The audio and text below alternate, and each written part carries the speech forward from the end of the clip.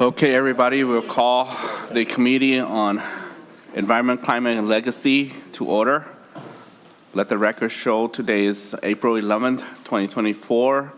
Is 5:23.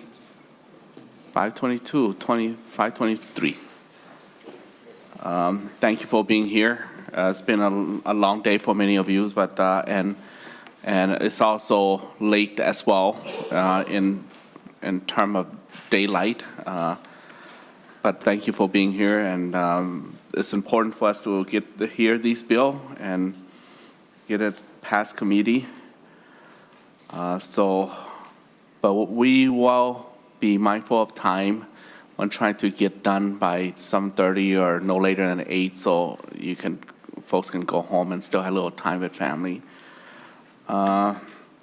So with that, just a little announcement on our rule of keeping things 2 minutes and for testifiers, and if you are testifying, do try not to be redundant of others or your previous testimonies.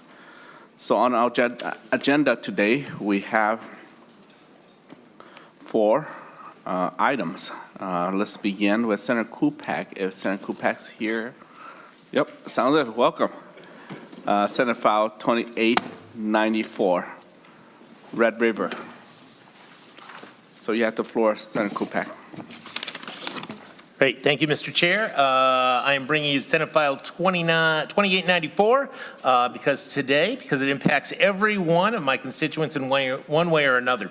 The Red River Basin Phosphorus Management Plan would be a regional plan impacting all of the districts up in northwest Minnesota. The Red River is a complex system that provides drinking water, supports industry through the region. Due to its unique circumstances, the river brings continuing issues to its residents, while flooding continues to be the top priority. Adequate drinking water during times of drought and maintaining the quality of the water also poses a great challenge.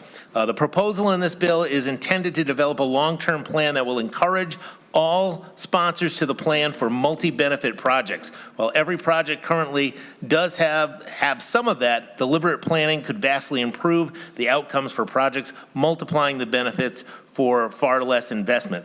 As an example, members of the Red River Watershed Management Board are planning for dozens of flood impoundments. This plan would inform them of where those impoundments could go and have the biggest impact for removing nutrients from the runoff that might be adjusted to ensure minimum flows in the river in times of drought. This would benefit both drinking water and habitat for various species downstream. This bill proposes $250,000 for the development of that plan.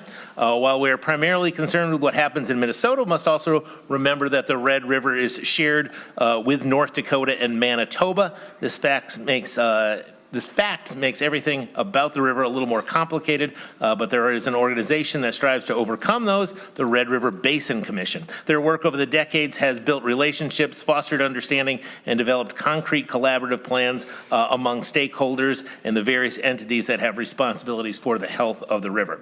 The second portion of this bill reinforces our long-term partnership with the Basin Commission by ensuring they continue to have adequate resources to do their good work. And with that, Mr. Chair, I have 2 testifiers today. Right, thank you. Yes, you do have 2 testify indeed. Just let record show that we now have quorum. We have 2 members on remote, 3. Senator McCune, Senator Lane, and Senator Eichhorn are online as well.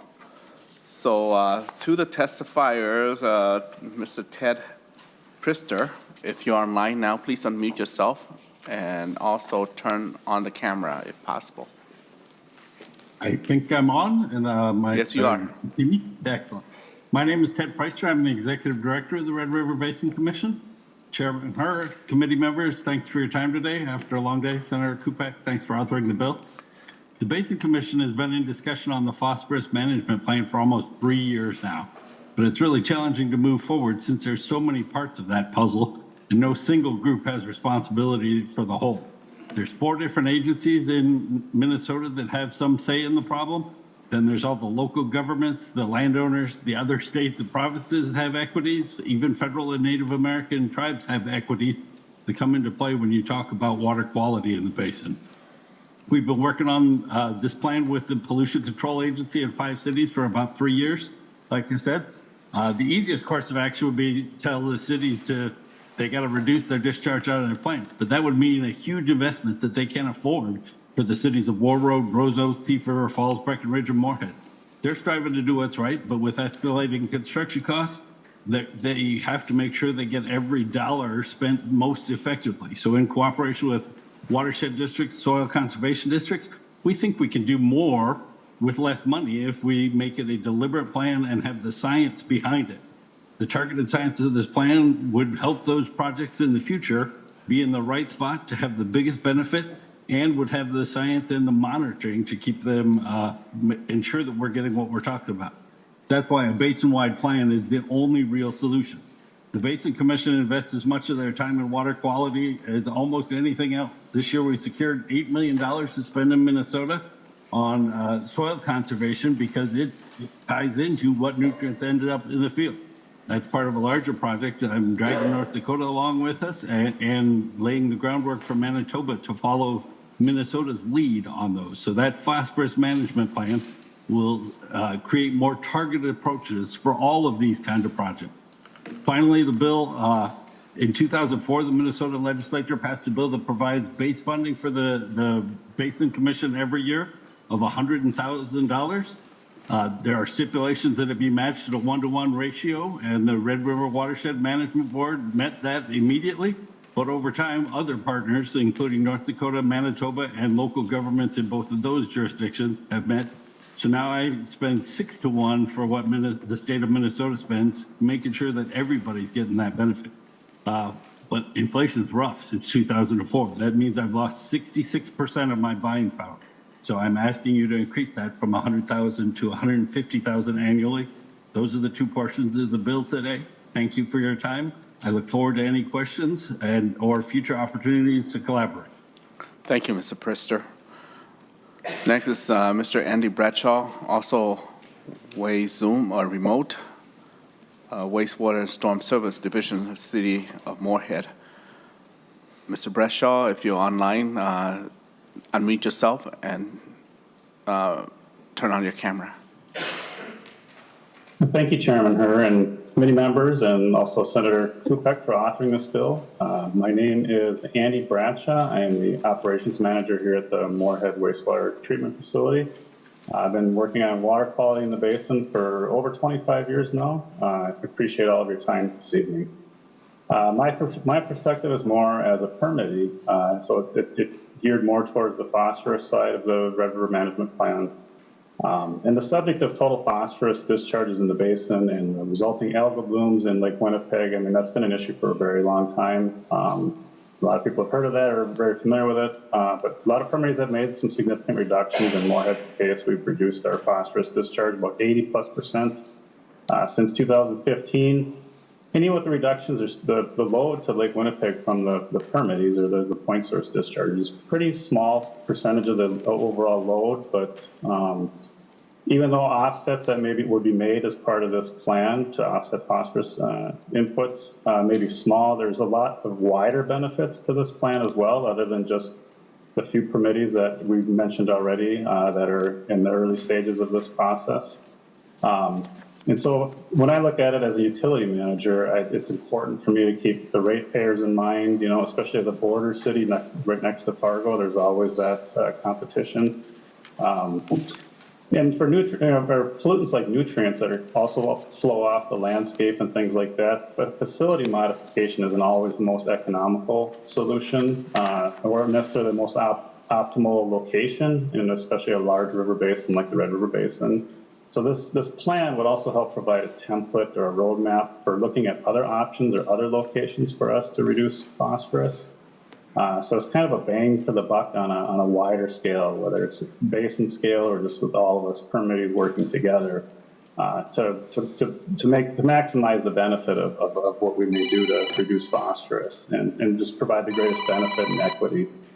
As far as the plan itself pertaining to the phosphorus management side of things, it would help provide a better understanding of sources of phosphorus in the basin, and also through modeling, looking at the transport and fate of these phosphorus sources across all jurisdictions and where to best target efforts and target the investments to those locations. And also just how does a given reduction in a given location impact downstream goals, specifically goals the state and others and on both sides of the border have at Lake Winnipeg. And then it also just engages everybody and improves coordination and understanding among all the diverse stakeholders in the Red River Basin. You know, you've got 2 states and 2 countries and multiple EPA districts and things like that. So just to sort of reiterate what I've already said, you know, a few isolated reductions by permittees can make a small difference, but this approach we're discussing here today, it's more far-reaching than that because it will provide benefits beyond just the initial offsets because it's going to serve as kind of a roadmap and a template for any future effort in the basin, whether it's point source discharges or non-point or rural runoff to use, and just as a tool for intelligent rulemaking or other decisions. I mean, just intelligent decision making for stakeholders and decision makers of all types and jurisdictions, like I said.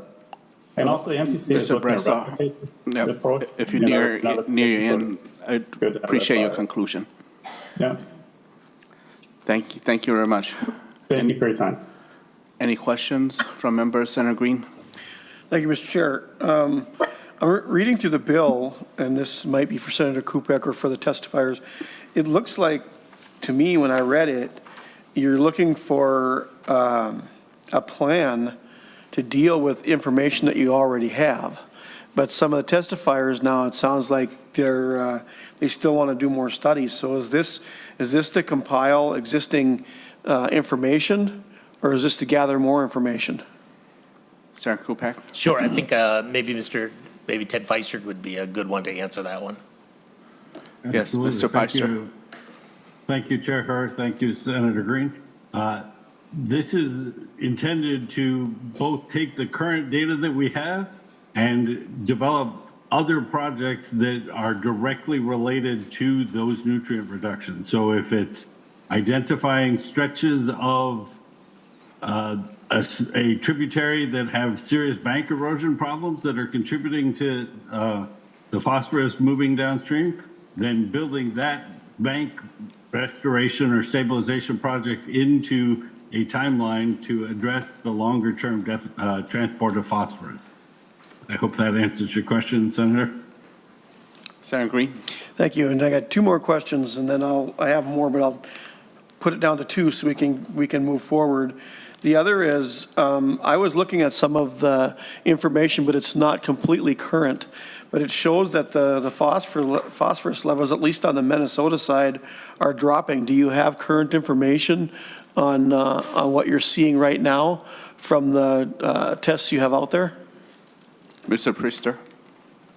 Thank you, Chair Herr and Senator Green. I haven't looked at anything since about mid-2023. You don't get the consolidated depths, but of course I check all of the PCA different tributaries. And while there are some tributaries that are having some declines, there are still others that have been climbing. Specifically, some of the more southerly tributaries, the Buffalo Red and the Boy de Sioux, have actually seen some minor increases over the last 2 years. Some of the northern ones have gone down a little bit, but long term, they're still trending in an upward direction. Mr. Chair, thank you. The one thing that I will say on that is that overall, I think that the phosphorus levels look pretty low to me coming out of Minnesota. So my last question is, how is Minnesota sitting compared to the phosphorus levels coming out of North Dakota and Canada? Mr. Priester? Thank you, Chair Herr and Senator Green. Excellent question. Yeah, for almost a decade that they've been doing the long-term trends, about 50% of the phosphorus that goes into Lake Winnipeg has come from Canada. About 25% has come from Minnesota, and about 25% from North Dakota. And I know those numbers sound a little suspect, but it's within about 1% in any direction in any given year. And it is still a huge number for load reductions. It's about 700 metric tons per year that would have to be reduced for Minnesota and North Dakota each. Okay, any further questions from members? Senator Kupec, any concluding remark? No, just, well, thank you, Chair and the committee for hearing the bill. And I will say, they've done a lot of good work. I know I was at their conference last fall, and they do a lot of collaborative work and works with local communities to try to, incentivize them with funds to get the work done. So it's a good collaborative work effort. So I'm proud to support it. Thanks, Chair. Thank you, Senator Kupec, and we'll lay over Senate File 2894 for possible inclusion. Okay, we have a guest senator, meaning the senator that's not part of this committee. We're going to rearrange our agenda a little bit, and I'm sure the two of our in-house senators, in-committee senator won't mind very much if I grant this time to Senator Westlin to go first.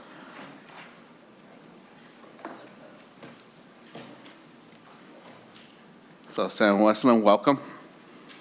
And be prepared to testify. You may come to the table if you're here. Ms. Julie Marinucci and Mr. Joe Henderson.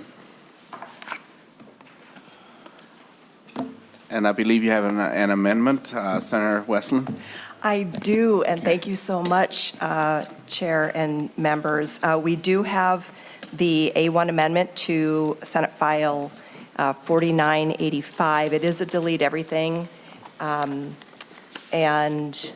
this is the first committee that we are at today. Okay. So we move to adapt the amendment, is it A1 amendments? We move to adapt the A1 amendment to Senate File 4985. All in favor, say aye. Aye. Opposed? Okay, motion prevail. Thank Now you. to the bill as amended, Senator Westlin. Thank you so much. Chair Herr and committee members, the bill before you is a direct response to the May 2023 unanimous decision by the United States Supreme Court in the Tyler v. Hennepin County case. This ruling deemed the Minnesota tax forfeiture laws to be unconstitutional due to violating the takings clause of the Constitution.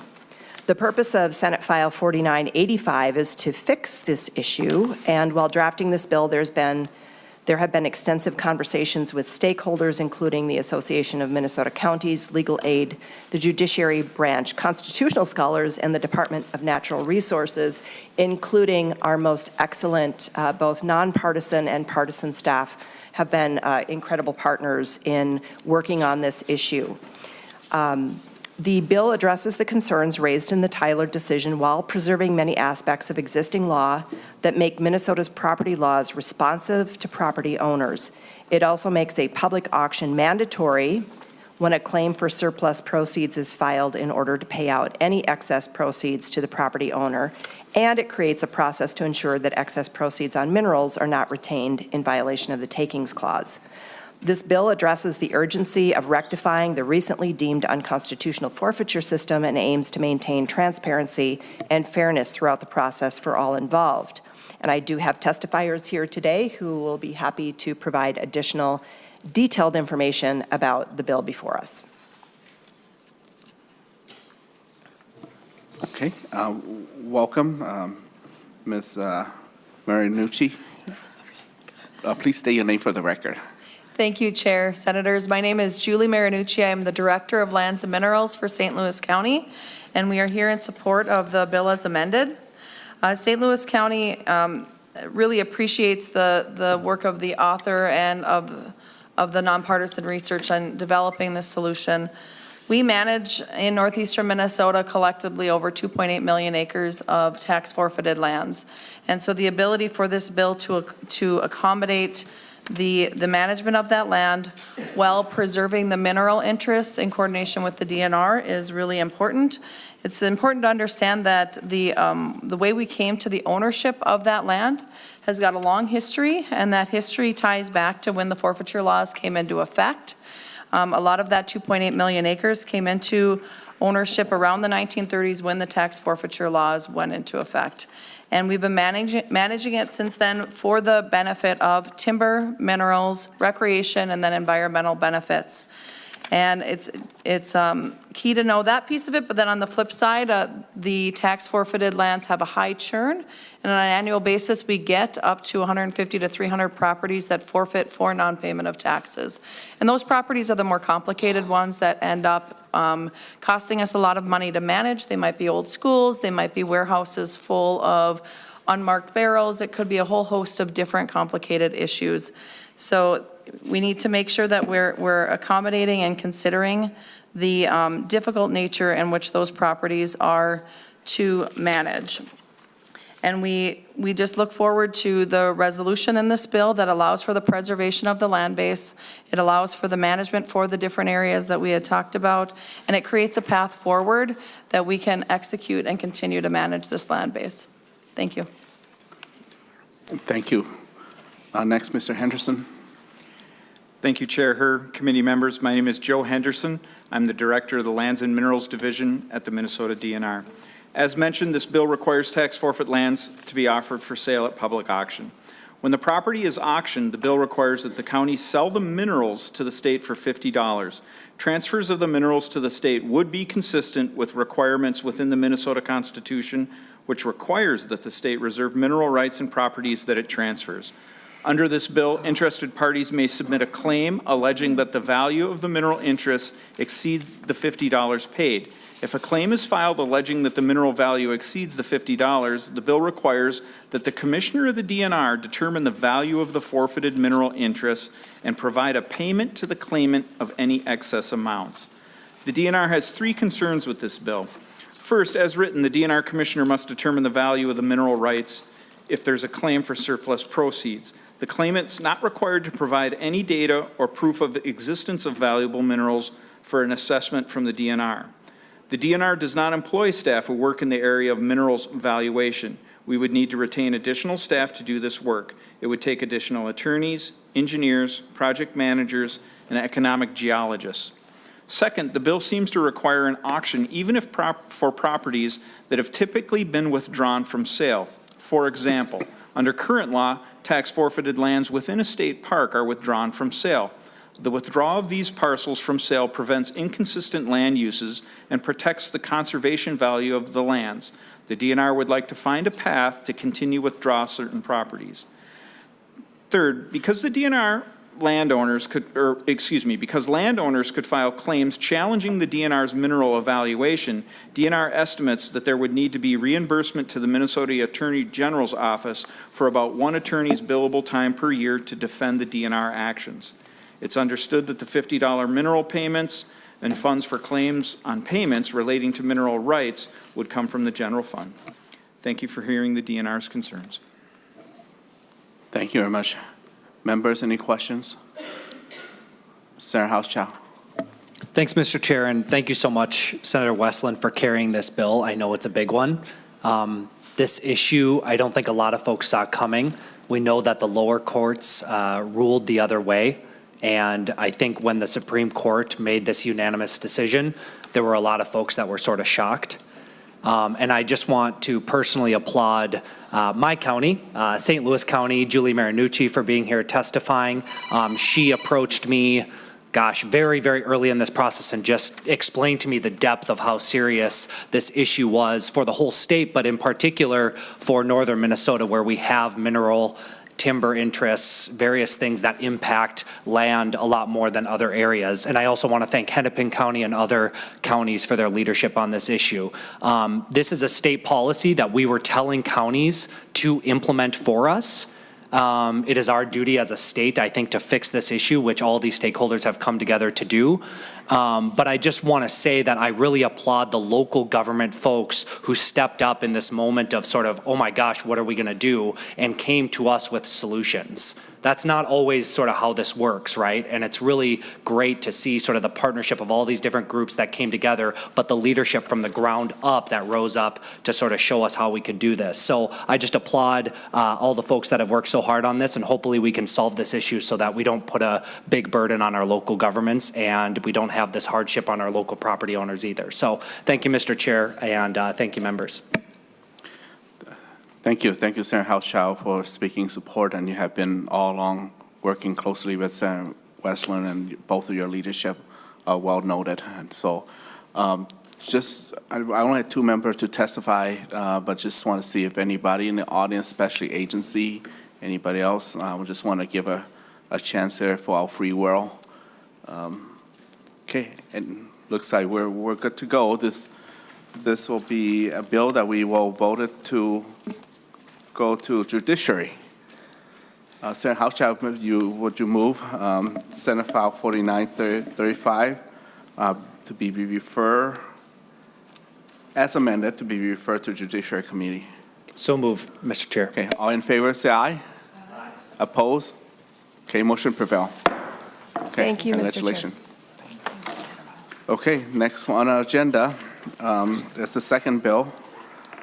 Senator Morrison bill, Senate File 3561, packaging waste and cost reduction.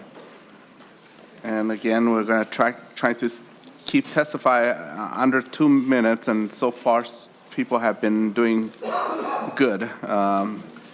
And you will hear a ring from the phone up front here. When you hear the ring, just know that it's a start of your conclusion. So I also, do you have an amendment, right, Senator? Or is that later on? Oh, Mr. Chair, I do have an amendment. We could move that first, and then I could explain it. okay, And I also have an oral amendment to the amendment. okay. All right, is it A20? The A20, I believe. Members, the A20 amendments in front of you.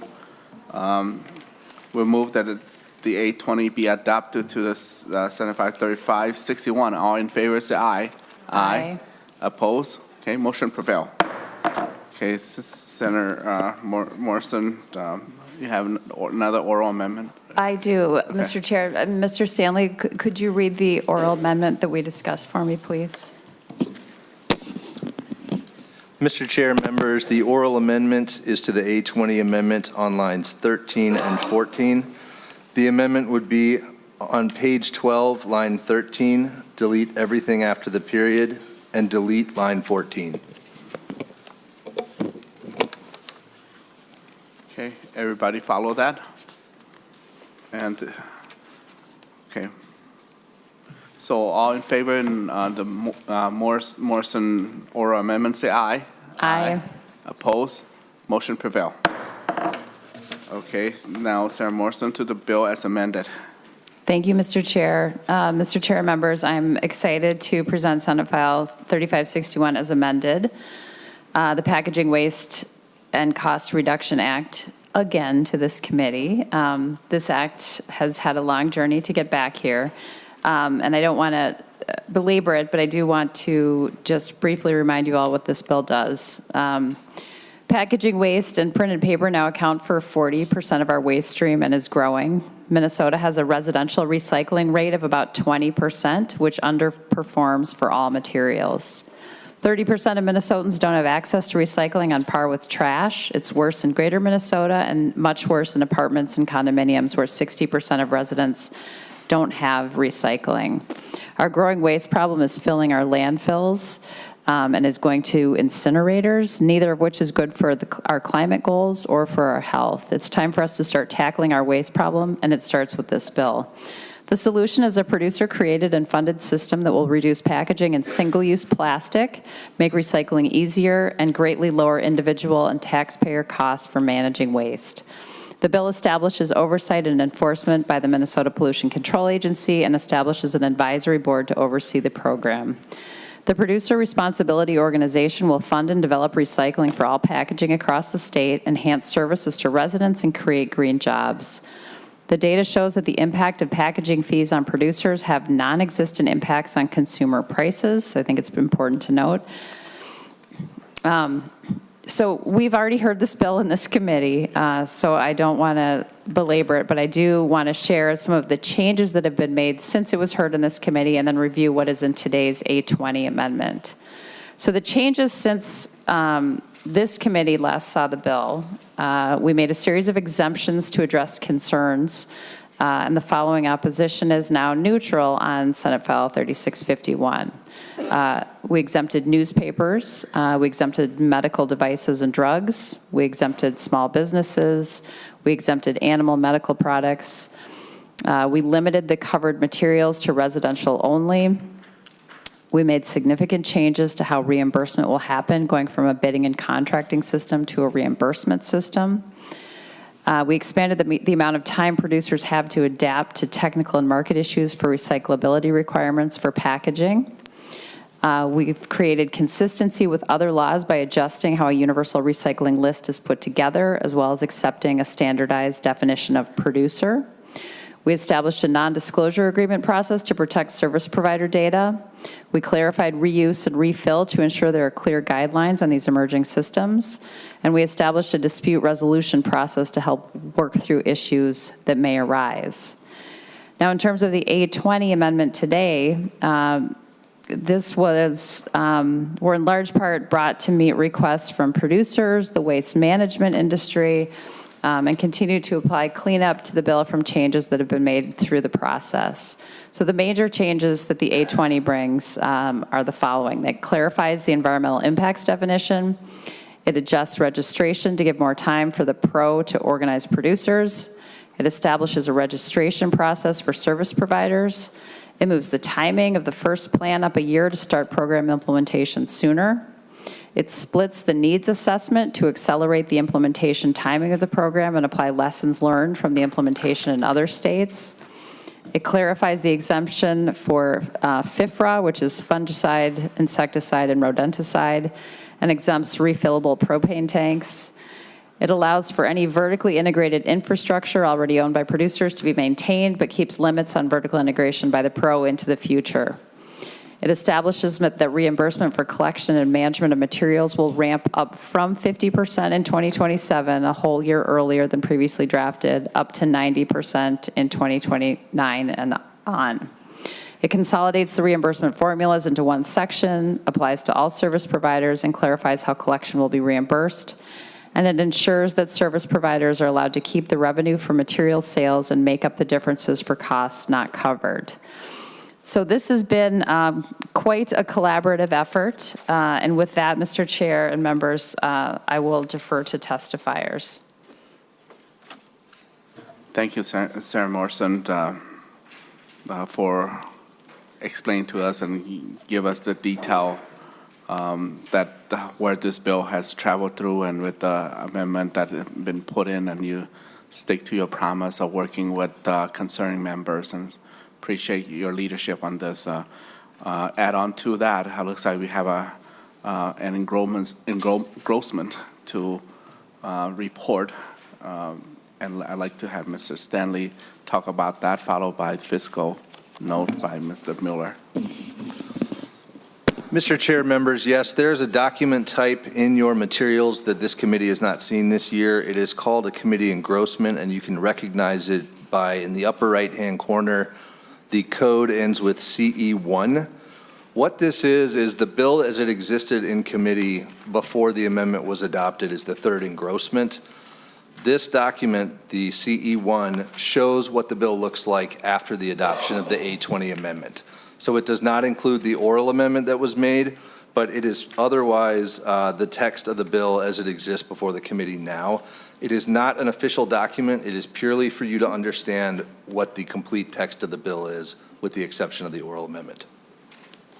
Right. So, Mr. Stanley, can you give us a run-through of the fiscal note? I will let Mr. Mueller do that, Mr. Chair. I'm sorry.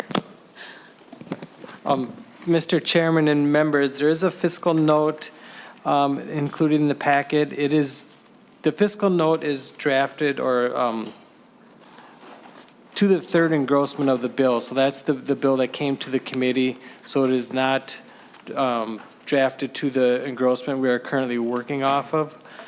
So we will have to get a new fiscal note based on the new engrossment of the bill as it moves ahead, if it does. I will note the costs in the fiscal note only pertain to the cost to the Pollution Control Agency. And they are starting on page 3 of the fiscal note. I'll note there that the Pollution Control Agency assumes 5.3 FTEs in fiscal year 25 and then 7.3 FTEs ongoing for the cost included in this bill. Starting on page 4 of the fiscal note, you'll see the cost of those FTEs and also the cost of the needs assessment are covered there. It is $1.784 million in fiscal year 25, and then $1.448 million in fiscal year 26, and then down to $1.298 million in fiscal year 27. And those costs would be paid out of the special revenue fund and would be reimbursed by the fees in the bill. So that's why it evens out. You'll see the expenditures and the revenues even out on page 4. On page, I'll just note that the cost in the fiscal note on page 6 and 7 sort of lays out, and I'm not going to go through all of these here, but it just lays out the different costs that are included in the cost to the PCA. Are basically on top of page 7 are the needs assessment. The first time that would be done would cost $850,000. And then most of the rest of the costs are the costs of the rulemaking that happens throughout the fiscal year 25, 26, and into 27, and then also some technology costs. So these are mostly the FTE costs, or for the FTEs that I mentioned earlier. Much of the other costs, the fiscal note talks about, but doesn't try to put a cost to yet, are sort of long-term. They're on page 8 of the fiscal note, talks about some of the long-term fiscal considerations. There are a number of items in the bill that don't start until like fiscal year 28, and that's beyond the tracking that we try to do in the fiscal note. And through the legislative process, we only track things in the current biennium and the next biennium. Also, I'll note on the page 8, the local fiscal impact paragraph there. This fiscal note does not try to anticipate the costs of the local to the locals and the cost savings that might happen. So note again, those costs or cost savings are not part of this fiscal note. And they would be sort of tackled with the needs assessments that would happen at the beginning of the process. So that's basically what's in the fiscal note, and what would be tracked if this, as this bill goes forward, would just be those costs to the PCA. Like I said, $1.784 million in fiscal year 25, and then about $1.5 million fiscal year 26 and beyond. But again, this will get a new fiscal note for this bill based on a new engrossment. Thank you, Mr. Mueller.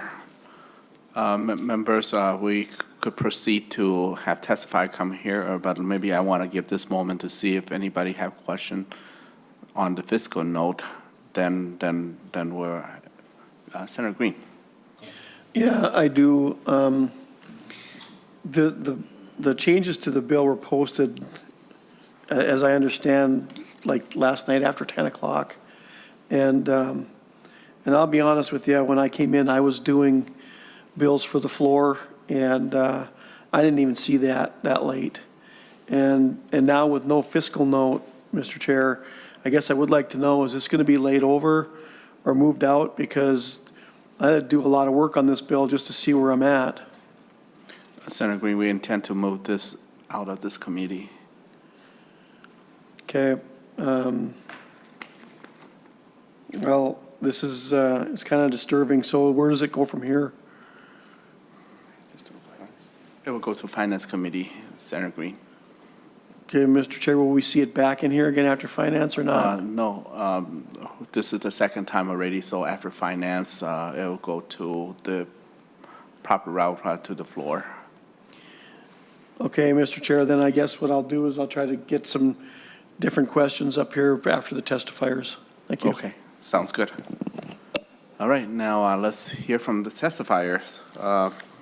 Want to call up to the table Ms.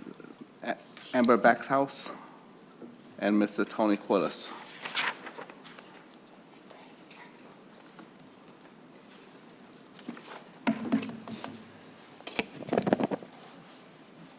Welcome, and please state your name for the record. Thank you, Mr. Chair and members. My name is Amber Backus with United Strategies, and I'm here on behalf of the National Waste Recycling Association's Minnesota chapter and the member companies that have generated over 17,000 jobs and provide collection, sorting, recycling, and disposal of waste in Minnesota. When we were last before you on Senate File 3561, we requested that the PRO not be in the middle of our contracts, that our member haulers and processing facilities be reimbursed for the services billed, and that the legislature be engaged in determining the path forward for improving our recycling, reduction, and reuse strategies.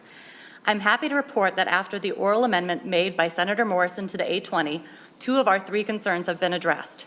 We can continue to contract directly with our customers, and we have the ability to charge for the cost of our services with the PRO reimbursing a portion and our customers making up the balance. This is important since the bill has exempted a variety of materials that end up in the recycling bin, like newspapers, from being covered. And the bill contains a weekly recycling collection mandate that will more than double the cost of collection since new trucks will need to be purchased, additional workers hired, and fuel costs increase. So again, we are grateful for the more specific reimbursement process outlined in the A20 and the Morrison oral amendment. The outstanding issue has to do with legislative oversight. Since the bill was last before you, the legislature has been removed from setting statewide recycling goals and other rates. That authority has been turned over to the commissioner of the PCA to either establish or sign off on rates set by the PRO, which is a significant shift of power from the legislative branch. We would also prefer that after the needs assessment is performed, the findings be reported to the legislature, who would have a chance to weigh in and sign off on the path going forward. The 4 other states who have enacted EPR legislation similar to this have kept their legislatures engaged at varying milestones. But in closing, I am happy to report that NWRA has fewer objections to the bill than we did an hour ago, and we're on a path to neutrality. As the companies that play an essential role in Minnesota's waste management and recycling ecosystem, NWRA members appreciate the changes made today and look forward to continuing to work with Senator Morrison and the advocates as the bill progresses. Thank you very much. Thank you very much. Mr. Quillis. Mr. Chairman, members, my name is Tony Quillis, and I'm the Director of Environmental Policy at the Minnesota Chamber of Commerce, and I thank you for the opportunity to make a couple of brief comments on Senate File 3561. As you've heard me say previously, Minnesota is a national leader in recycling, and we're unique and different than other states because we have a solid waste tax, which is 9.75% on us as individuals, 17% on commercial and industrial facilities, and raises over $120 million. Between private and public investment in capital equipment for solid waste facilities in the state of Minnesota is in the millions of dollars, Mr. Chairman. So there is a structure in place already, and it is definitely adequately and well funded. And then one last thing I mentioned previously was there is a report that the legislature gave to the Pollution Control Agency, $680,000, to come back with a resource recovery report for programs, policies, and resources to reduce waste in the state by 90% by 2045. So I think we should pause, wait for that report before moving on with a new system, Mr. Chairman. But that being said, I think that one thing that's been kind of lacking about this discussion is the fiscal implications that are going to happen as we go through with this new program. No other state has implemented one of these programs. They've passed boilerplate language or moved it forward, but nobody has actually implemented it yet. Colorado's probably the furthest along, and their latest needs assessment came back with $50 million over their original estimate. Also, we're all watching inflation and hoping inflation stays where it's at. But the two areas that people are looking at are gas and groceries. And there's a study by York University that looked at possible extended producer responsibilities, and it increased for a family of four their monthly grocery bill $34 to $67 a month. And finally, Mr. Chairman, I think that there is a conversation lacking around if the producers are going to pay for the disposal of their products, there should be a conversation about reducing and eliminating the solid waste tax, Mr. Chairman. So at that moment, thank you very much, Mr. Chairman, for the opportunity to testify today. Thank you, Mr. Quillis. Next on the testifier, I'd like to call Mr. Rick Horton, Minnesota Forest Industry, and also Mr. Andy Hackman, American. Oh, Mr. I'll call Mr. Del Thomas to come to this table, and Mr. Hackman be ready to check in from remote. So, Mr. Horton, welcome. Mr. Chair and committee members, thanks for having me. My name is Rick Horton. I'm the Executive Vice President of Minnesota Forest Industries. MFI is a trade organization representing the primary wood-consuming mills in the state. MFI is opposed to Senate File 3561, and I've been before the committee already talking about our high rates of recycling in the industry. I won't belabor that point other than to say we're well beyond what anyone else is doing. But today I want to focus a little bit on the fact that the paper industry is highly integrated, and impacts to one particular mill can have wide-ranging implications for other facilities. And in your packet, you'll see I've presented a schematic that demonstrates some of that. And it is a global industry. Impacts in Minnesota can have implications across the country and indeed across the world. Lastly, the paper industry is very fluid and rapidly changes to meet consumer demands. And so what we're making today may not be what we're making in the future. You've seen a lot of mills transition into other products. So this bill would add to the factors that reduce Minnesota's competitiveness for the forest products industry. We have high industrial energy rates in the state. We have high corporate taxation. We have low forest productivity. We have high transportation costs and a long haul distance for our product. We have excessive environmental review and permit costs that have been talked about quite a bit this year.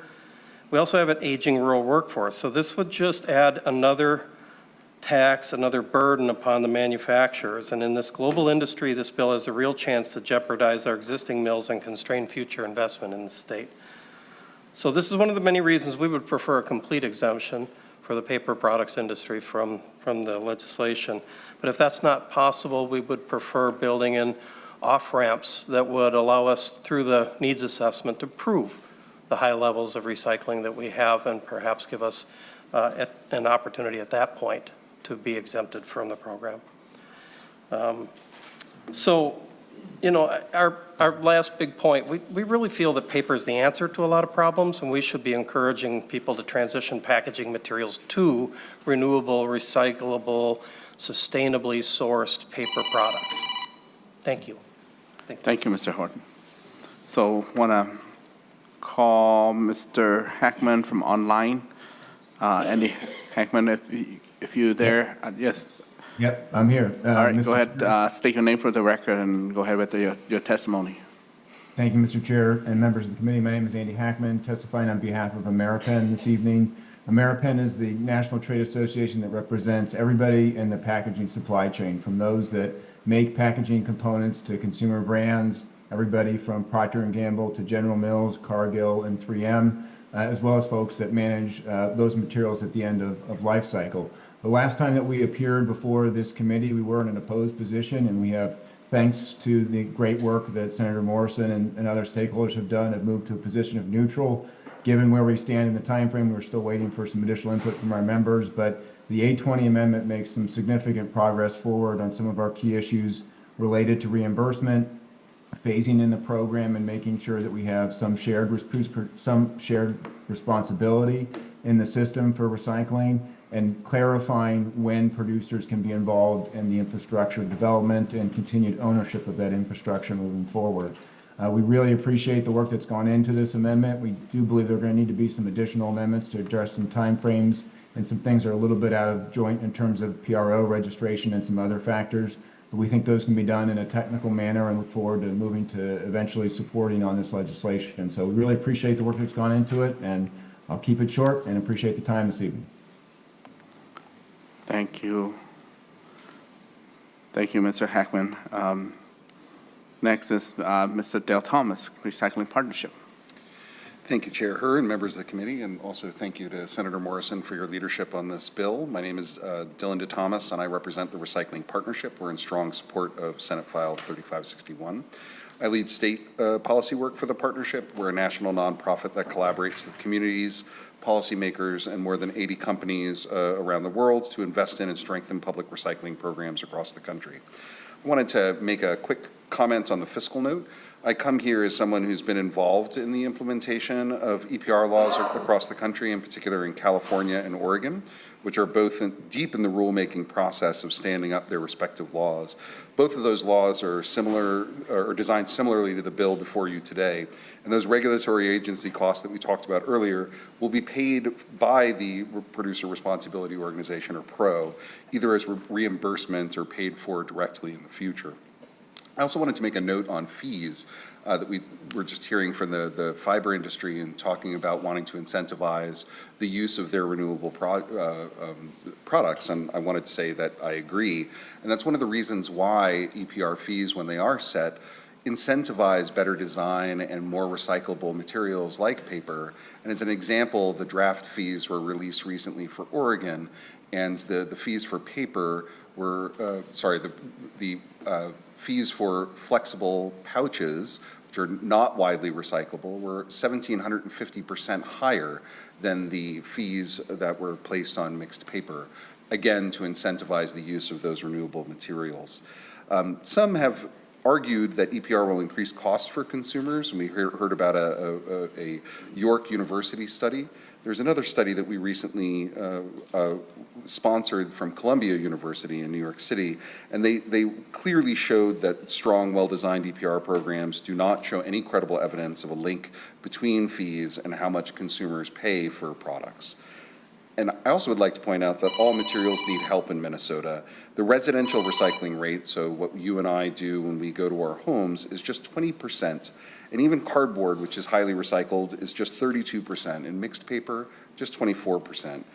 The rest of those materials, all of them, whether it's PET bottles like your water and soda bottles, which are at 20%, or aluminum cans at 21%, they're lost to incinerators and landfills across the state, and a total of 750,000 tons of recyclable packages from households in Minnesota are lost every year. This bill has the opportunity to fix that inequitable situation. This bill should be moved forward, and we hope to see it continue to address outstanding concerns and improve, and we respectfully urge the committee to move this bill forward. Thank you so much. Thank you. Thank you very much, Mr. Dale Thomas. Next is Ms. Anderson. Welcome. Chair and members, my name is Mallory Anderson, and I'm here tonight on behalf of the Solid Waste Administrators Association, the Minnesota Inter-County Association, and the Partnership on Waste and Energy. Counties are in strong support of the Packaging Waste and Cost Reduction Act, and I'll keep my comments to the fiscal note tonight, but I'll say that counties, we're responsible for management of waste. It is our duty to ensure the safety of our citizens and residents and those in our communities. And we are committed to meeting state-mandated recycling goals, which requires policies like the Packaging Waste Cost Reduction Act to help us move forward to solve our trash problems. And one of the key aspects of Senate File 3561 is that the regulatory and administrative costs are covered by producers, as you saw in the fiscal note. So this is a full producer responsibility proposal where the advisory board needs assessment and costs to manage packaging and paper products are paid by those who produce that packaging and those materials instead of taxpayers. And there's a lot more to be said on the merits of the bill, and I am available for questions on any of the aspects of the bill as well. Thank you very much, Ms. Anderson. That concludes our testimony of testifiers. I've seen that a lot of work has been done, Sarah Morrison, not just tailor in the language, but just seeing the testifier up in front of us here shows a lot has been done from the opposite polarized group now come to the table, most of them in agreeing and supporting. A few is maybe a little early to say, but we'll see how this bill progresses in a few minutes here. Any questions from members? Senator Green? My time up already? So, That's what was for Ms. Anderson. So, Mr. Chair, question to the bill author, I guess. I know that I would have way more than what I've got written here, but I'm not going to have time to go through this bill. But to the author on the A20 amendment, on page 10, starting at line 11, it talks about the producer's responsibility around infrastructure, but it doesn't really give me it's pretty broad. Is there a definition for what the infrastructure would be? Senator Morrison? Thank you, Mr. Chair, and thank you, Senator Green. I believe that is part of, what the when it's all set up, they'll come together in conjunction with PCA. But I might ask Ms. Anderson if she wanted to add more to that. Okay, Ms. Anderson, but Mr. Stanley here will provide the information, but Ms. Anderson and the Thomas may come up. Yep. Mr. Chair, members, I'll take a first stab while Ms. Anderson comes back up. There is a definition of infrastructure investment. If you look at the committee engrossment, it's on page 4, beginning on line 15. I think the idea with the bill is that the stewardship plan would provide for the accomplishing of certain infrastructure investments, which I assume would vary plan to plan. Ms. Anderson, anything to add to that? Chair and committee members, so the idea, as Mr. Stanley pointed out, is to allow flexibility based on that needs assessment to evaluate where is there lacking infrastructure throughout the state, or where there are opportunities to expand infrastructure to maybe collect and accept new or materials or better process materials at material recovery facilities. And that's often been done to accept more and more materials over time. For example, cartons, like a milk carton. But this would be a very an effort through the needs assessment to identify where those investments are needed to expand the system. Senator Green? Okay, thank you, Mr. Chair. So you said that this wouldn't be any cost to the counties. If the counties have to put this infrastructure in, how would you bill the producers for that? Ms. Anderson? Chair and members, so there would have to be as part of the plan, a financing proposal for how the producer responsibility organization would solicit those opportunities and provide opportunities for counties and all service providers to bid for that opportunity to invest in that infrastructure. So the idea is to create a financial opportunity for folks to invest and have the producers, through the producer responsibility organization, fund those funding opportunities. Senator Green? Thank you, Mr. Chair. I'm not really sure that I'm understanding what you're saying, but we're going to move on anyway. The passing on of the funds, and you said that it had to be developed or basically put together. Now, would that be put together by the PCA? Either the testifier or the author? Senator Morrison? Mr. Chair and Senator Green, what are you referring to? Well, Mr. Chair? Senator Green? Senator Morrison, your testifier just said that with the infrastructure would be paid for through a plan that would be developed. Okay, who develops that plan? Senator Morrison? Thank you, Mr. Chair, and thank you, Senator Green. The Producer Responsibility Organization, in conjunction with the Pollution Control Agency and the Advisory Board. Senator Green. And Mr. Chair, and so in the previous bill, the advisory board was put together by, or appointed by the commissioner of the PCA, is that correct? Is that still in the new bill? Is Senator Morrison, or if anybody from MPCA is here, Senator Morrison? Mr. Chair and Senator Green, that's correct. Okay, so then, Mr. Chair, and to Senator Morrison, so the legislature, as you know, are elected by the people, and we are the people's voice. So we speak for the people of our districts, people of Minnesota. And now you've got a bill that is taking the legislature out of the process completely. So the people's voice will be eliminated from this process. The commissioner of the PCA, one person, will put together a board of their selection to decide how the plan's going to move forward and what it's going to charge the producers. And the statement was made that this will not cost the taxpayers anything because it's going to be paid for by the producers. But anybody who knows anything about business will tell you the consumer of that product will pay the final bill because the product is going to go up for every time the producer gets an increase.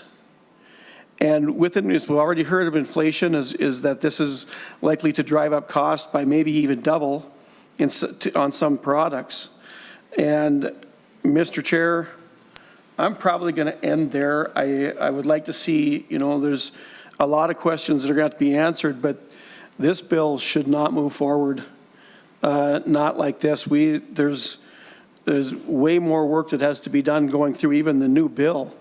And just because a few people are satisfied, but the people that I'm hearing are satisfied are actually the ones making money off of the recycling. The people that are paying the bill are once again being caught in the dark. So I would really hope that we would put a pause on this one and if not start over, at least take a step back and give us more time to go through this bill than what we've had. Thank you. Thank you. Point well taken. Senator Morrison, Senator Hauschild, do you have a question? Thank you, Mr. Chair, and thank you, Senator Morrison, for bringing this. A lot of good work has happened since you were last here, and I know that the amendments that you've introduced have gone a long way to making sure that a lot of the stakeholders are agreeable or amenable to this bill.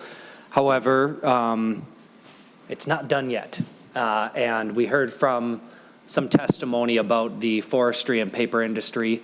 I mentioned last time when we heard this bill in committee that was my biggest concern. In my district, we have a strong forestry industry. Excuse me, and we have several paper mills in northern Minnesota that are on very thin margins. And so we want to make sure that we protect those jobs. I've heard from the steel workers and Teamsters that work at those plants that are very concerned about the impacts this could have. And I think that's a very real concern. And so what I would like to do, Senator Morrison, is introduce the A22 amendment. Okay. All right, the A22 amendment is on its way. What this amendment would do is ensure that a mill that utilizes virgin wood fiber is exempt from this program.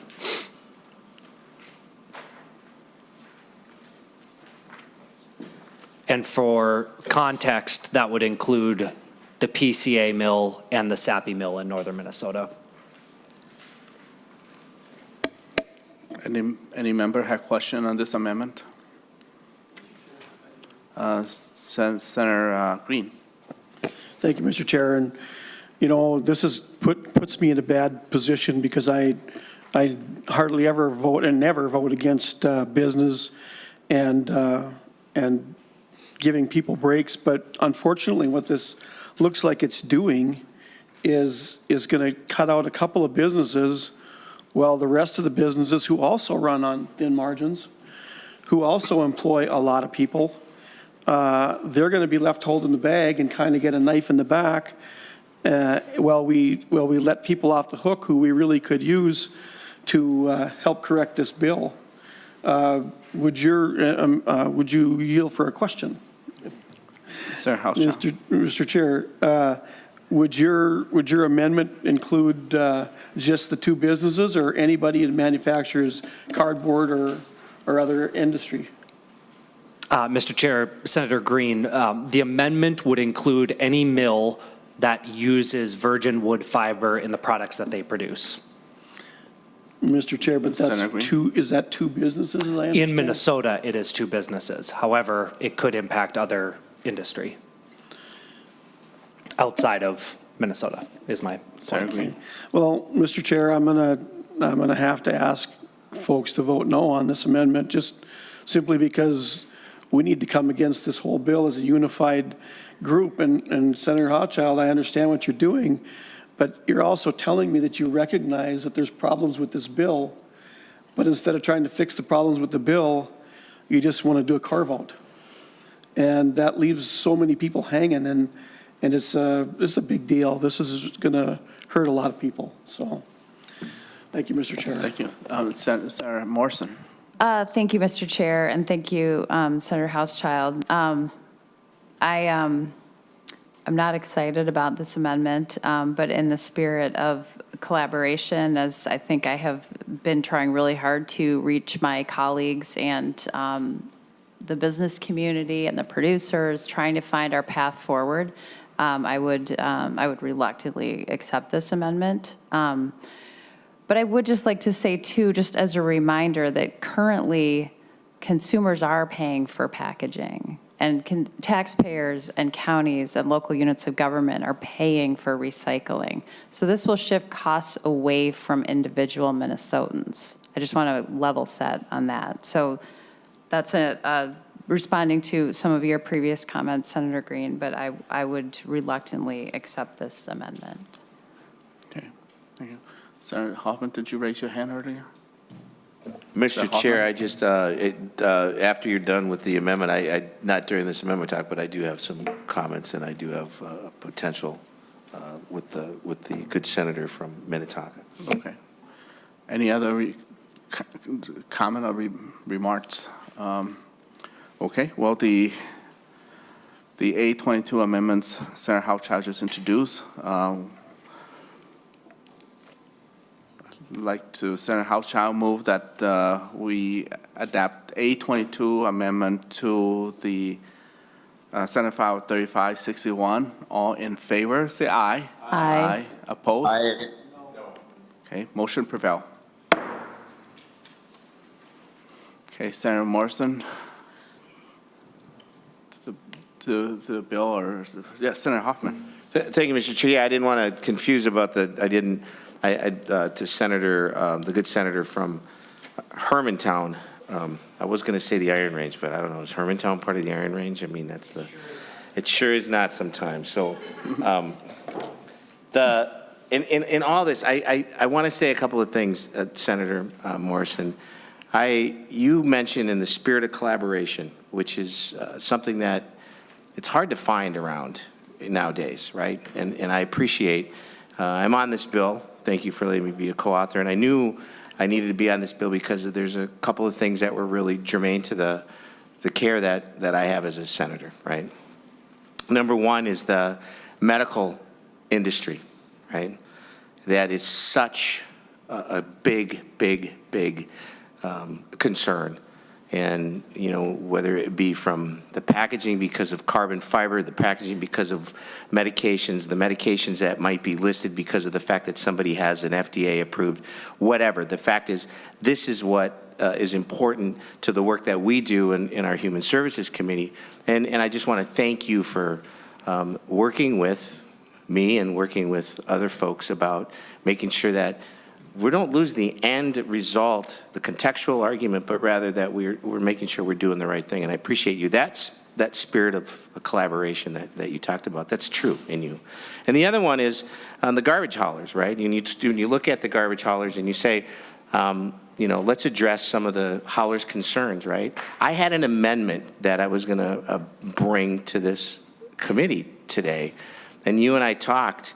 And within seconds, you were like, no, let's figure this out. So again, that spirit of collaboration that came again. And there is other things that need to get kind of fixed, you know, wordsmith here, wordsmith there. But that gets us a better understanding of what it is to be a service provider, right? I mean, that first look at it, it was like, oh my God, I'm not a garbage hauler. And I was going, whoa, this caps certain things, right? But to my point is I appreciate you willing to stay in the game, right, and talk things through, because you had, at the end, what should it look like in Minnesota? And it reminded me of our argument 11 years ago when we were talking about clean water in Minnesota, right? Everybody wants clean water. And as a young freshman, I wasn't young, I'm an old guy, but as a freshman, it was about how do we do a Clean Water Accountability Act? And there was about 75 people that were involved in that conversation. There's a couple of folks in this room, I won't call them out, but they were all part of that conversation 11 years ago. But at the end of the day, we established, you know, some real good processes in place, all because of the fact that we want to drink it, we want to swim in it, we want to fish in it, right? All those things that are there. But I want to come back to say thank you for sticking with people that had concerns, and thank you for sticking with, and I know that as we move this bill forward, that you're not going to lose sight of that if there are some other concerns that are there within the entities that I just discussed. I appreciate it, and I appreciate your spirit of collaboration in this conversation, so thank you. Thank you very much. We'll move this bill to the Finance Committee, and just want to see if anybody else have remarked before that. I do have personal remark myself. I recall a couple of weeks ago, there were some, our Vice Chair Senator McCune talked about that in the 70s when we were growing up, or 80s, we were misled by the notion that we can save the world. And now today we are confronted with climate change, and that is real. And so all of us have responsibilities, whether it's the producer, the mills, the county, the state, and even people ourselves, but more so for the people so that we can have fair rate, fair fixed rate for us. That's the folks that get us here, each members and each senator and each house member. So I just leave it at that. I know you had took a long road, and appreciate you wanting to make this work. I mean, I'm not fully happy, you know, but as long as, you know, everybody is on board, that's what we can do. So with that, we'll closing remark, then you can move the bill. Thank you, Mr. Chair. I just would like to express my gratitude to the many advocates who have worked for years to bring this bill forward. And I do appreciate the spirit of collaboration that many stakeholders and my colleagues have brought to this project, including the business community, who also recognizes that we have a problem and want to be part of the solution. Special thanks to Senate researcher Cassie Tommerdahl, who is tireless. Also to Committee Administrator Kara Josephson and nonpartisan Senate Counsel Ben Stanley. Wow, many, many, many hours of work that have gone into this bill. I really believe that this represents an important step forward in reducing our waste stream, and I urge the committee's support. Thank you very much. Senator Morrison moved that Senate File 3561 as amended be referred to the Finance Committee. All in favor, say aye. Aye. Opposed? Okay, motion prevailed. No. Thank you, Mr. Chair, members. Thank you. Congratulations. Next is Senator Hauschild, Senate File 4242, St. Louis County All-Terrain Vehicle ATV Trails. Welcome to your committee, Senator Hauschild, and looks like you have two amendments. Thank you, Mr. Chair. I do. Okay. We I have the the A1 amendment, right? A2 amendment. A2 amendment, okay. This first amendment lowers the proposed addition to the grant and aid trail fund from $700,000 to $200,000, so it remains viable in the future.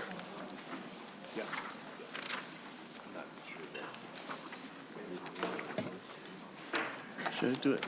Is it reverse? Yeah, it doesn't matter though. Doesn't matter? Okay. All right, Senator Hauschild move that we adopt the A1 amendment to A2 amendment to Senate File 4242. All in favor, say aye. Aye. Opposed? Motion prevail. Thank you, Mr. Chair. I do have one other amendment. It's kind of confusing. The first amendment was A2. The second amendment is A1. Okay. Senator Hauschild move that we adopt the A1 amendment to Senate File 4242. All in favor, say aye. Aye. Motion prevail. Okay, Senator Hauschild, the bill as amended. Thank you, Mr. Chair and members. It's our favorite subject, ATVs. Very excited to be here. This bill provides one-time increase to the ATV grant and aid program and an increase to the base in 2026. This critical funding is to help catch up on trail maintenance because usage of those trails has increased significantly, and I can attest to that myself. As a result, some trails or segments of trails fell behind. This one-time funding will allow the backlog of maintenance to be addressed and will go to trails all across the state of Minnesota. Some of this funding will also go to new projects, which involve forest roads or trails that are already open for ATV use. This additional funding will ensure ATV trails are sustainably built, monitored, and properly maintained. The bill would also appropriate $1.2 million in fiscal year 25 from the ATV dedicated account to continue construction and maintenance of one of our primary trails in northern Minnesota, the Prospect Loop ATV trail system. This funding is critical to developing and maintaining a sustainable trail system, which is a critical part of our Minnesota tourism industry in northern Minnesota, as well as much of the rest of greater Minnesota. Thank you, Mr. Chair, and I already mentioned the two amendments, and with that, Mr. Chair, I do have some testifiers. All right, I'd like to call Mr. Nick Wognon and also David Clevenger. Thank you. Welcome and state your name for the record. The following people are Karen Old-Friends and Tom Old-Friends. State your name for the record. My name is Nick Wognum. I'm here today as the president of the Prospector ATV Club Alliance. For the past 10 years, we've been working and planning to build ATV trails across communities of Ely, Babbitt, Tower, and Embarrass, along with a connection to the North Shore through Finland. Finland the city, not Finland the country, yep. And that's been our goal for the past decade. Our projects have been environmentally reviewed along the way, including completing environmental assessment worksheets. We've also just received a recreational trail project award nationally for a Beaver River Bridge project, which was funded in part by federal, state, and regional funding sources.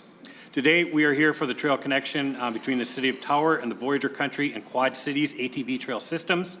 Our project would utilize some existing portions of the State Taconite Trail and provide a connection to the Boyd's Fort Reservation on Lake Vermilion. Trail construction includes connecting the band-owned Y-Store and by County Road connection to Fortune Bay Resort and Casino. This will also connect to numerous resorts and businesses along Lake Vermilion. I want to add that the University of Minnesota Extension has been working on an economic impact study for northeastern Minnesota ATV trails. They conducted a survey over 1,000 responses from 63 different Minnesota counties and 14 states. While the study is still being completed, the university has released the average spending per person per day for ATV riders.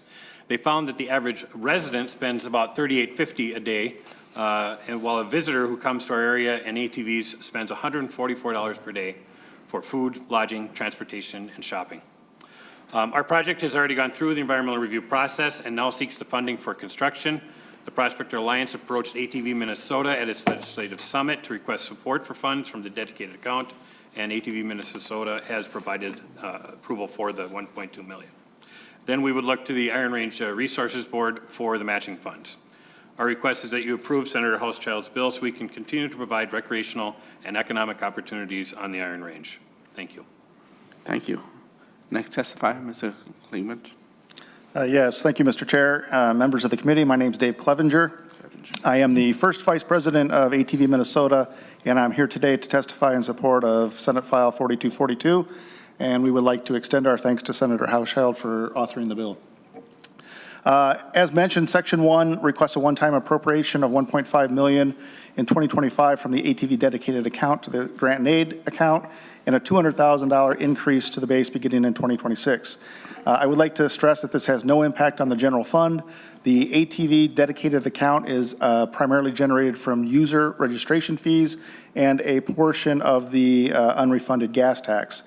This grant and aid funding, along with the volunteers from approximately 70 ATV clubs and their members across the state, are responsible for the development and maintenance of the Minnesota ATV trail system in partnership with the DNR and local land managers.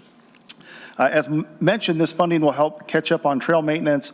I do want to call out specifically the COVID epidemic. The first year of COVID greatly restricted maintenance, yet use increased significantly. Process was put in place the second year allowing maintenance, but it was very difficult to follow the distancing guidelines and the need to work in pairs for safety reasons. Trail use increased even more in the second year of COVID. As a result, some trails or segments of trails fell behind in maintenance. This one-time funding will allow the backlog of maintenance to be addressed. As mentioned, this funding will support trails across the state of Minnesota. Some of this funding will also go to new projects. Clubs are trying to do the right things out there. Many of these new projects involve forest roads or trails that are already open for ATV use, but not in the grant and aid program. Once in the grant and aid program, these ATV trails will be monitored by the clubs, as well as through the Trail Ambassador program.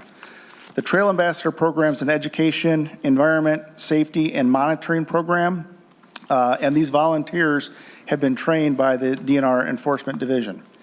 Thank you, Mr. Chair and committee members. I'll be happy to answer any questions you may have. Okay, thank you. Thank you, Mr. Clevenger, and do stay tuned. We may have a question for you. I'd like to call Karen Opress and Tom Opress. Mr. Chair, if I might, I'm realizing that I didn't explain one of the amendments, which is why the next testifiers are coming up. Oh, okay. If I could just super Yes, quick. Senator Hauschild. Sorry about that. The amendment that I'm adding is from Senator Lang. He asked for this, and it would appropriate $20,000 in fiscal year 24 and $20,000 in fiscal year 25 from the off-highway motorcycle account to the Commissioner of Natural Resources for a use for grants. These grants would be available for qualifying off-highway motorcycle organizations to assist with providing safety and environmental education and monitoring trails on public lands. Thank you for the consideration. Well, thank you. Thank you. Welcome. Chair and committee members. Thanks, Senator Hauschild and Senator Lang, for help with this language. Speaking specifically to the A1 amendment now, as the bill is amended, my name is Karen Umfress, and I am with the Amateur Riders Motorcycle Association, or Off-Road Motorcycle Association. And we support this bill. The funding is critical for our grant and aid trail system. We have several grant and aid trail systems that's dedicated funding. My dirt bike club does on average 500 to 900 hours per year of grant work. We basically are walking all of our trails. We have an 80-mile trail system. It takes a lot of time and a lot of resources. Since our funding has not been updated since the early 1990s, we're asking for an increase. It's $5 per year, and our users are in support of it. It also allows active participation in the Ambassador program, which, as Dave Clevenger said, is a peer-to-peer education program that does trail maintenance issues, monitors for invasive species, and educates especially on safe and responsible riders.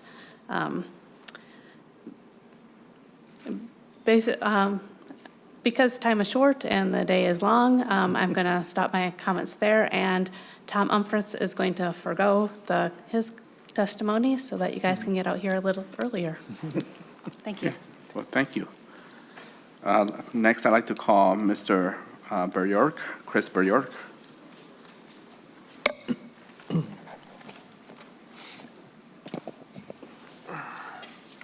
Welcome. Thank you, Chair Herr. Thank you, Senator Hauschild, for assisting us with this. My name is Chris Bjork. I'm a OHM enthusiast. I'm a member of 3 different OHM clubs, and I'm also a District 67 resident. So A little District touch there. 67. Yep. That's my district. It is. I wonder why he's here, Senator Hur. Can we write ATV up there? So in my clubs, I am also a section lead in the Nemadji State Forest. We maintain the OHM trails in there. And, it takes a considerable amount of resources and effort, all done by volunteers in these clubs, to keep these trails open and safe and well-maintained. The grant and aid program's critical at being able to get funding returned back to us to kind of compensate us for some of the materials used and spent during that maintenance. Since 1993, the cost of trail registration has not changed, though even though we've added multiple new trail systems and many miles of trail, we've kind of reached a point where our OHM funding is getting strapped and falling short. So we are in support of the $5 increase to the OHM registration fee. And that's all I have, and I'll thank you for your time. Try to get us out of here. Thank you. Thank you, Mr. Burriot, for being here and being a good constituent and come all the way from the east side of St. Paul. So next is Mr. Wilm.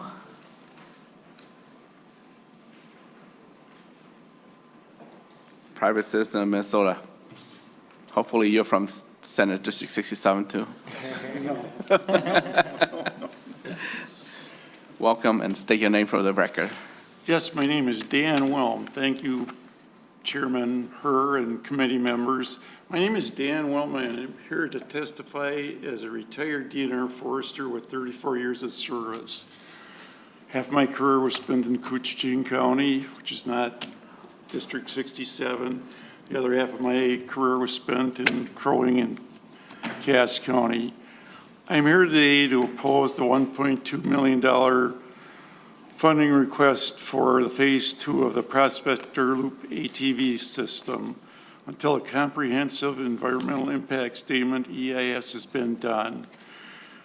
Many of us responded to the environmental worksheet for this project, and those included a retired MPCA regional director, master degree ecologist, and we were shocked that the DNR concluded no EIS was needed. The simple fact of the matter is ATV growth's grown exponentially in Minnesota for the last 25 years.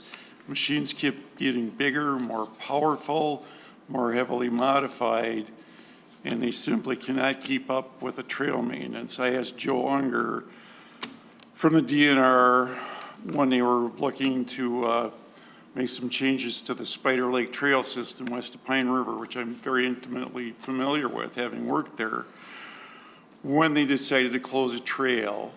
And he gave a rather esoteric answer, which was basically when they couldn't maintain it anymore.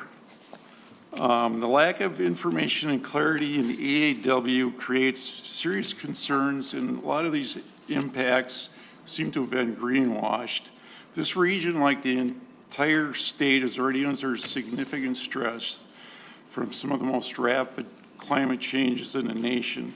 This project includes almost 7/8 of a mile of boardwalk constructed over wetlands and fill in 6 acres of wetlands. It will traverse large expanses of riverine systems, bogs, multiple sites of Minnesota high biological significance with new trails or new to ATV trail mileage, threatening the added impact of invasive species to the wetlands. Long-term riding, and we're talking about hundreds of thousands of riders, it's not just one machine going over periodically, will continue to degrade ecosystems in our waters. You know, wetland credits may be allowed by the law, but it's not the law of science. You can't say we dug a gravel pit and it's filled up with water and that's going to replace a functioning wetland system. It's the law, but it's that system, once it's gone, is not replaceable. This EAW fails to show that this project will protect sensitive species. Importantly, the EAW silos the impacts of the project, not looking at the cumulative impact added to the regional ATV trail subsystem for which it is an integral piece. An EIS would look at alternatives, which also includes the no-build alternative if no ecologically sound routes can be found for this totally discretionary recreational use. Economic considerations alone do not justify environmental degradation, nor does the DNR continuing to rubber stamp every project that comes before them. I would again thank you for listening to me. I would also like to say here, I grew up in West St. Paul. West St. Paul, when I was a kid, was rural. Now it's an old first-tier suburb. I've hunted in northern Minnesota. I've recreated in northern Minnesota. I worked in northern Minnesota.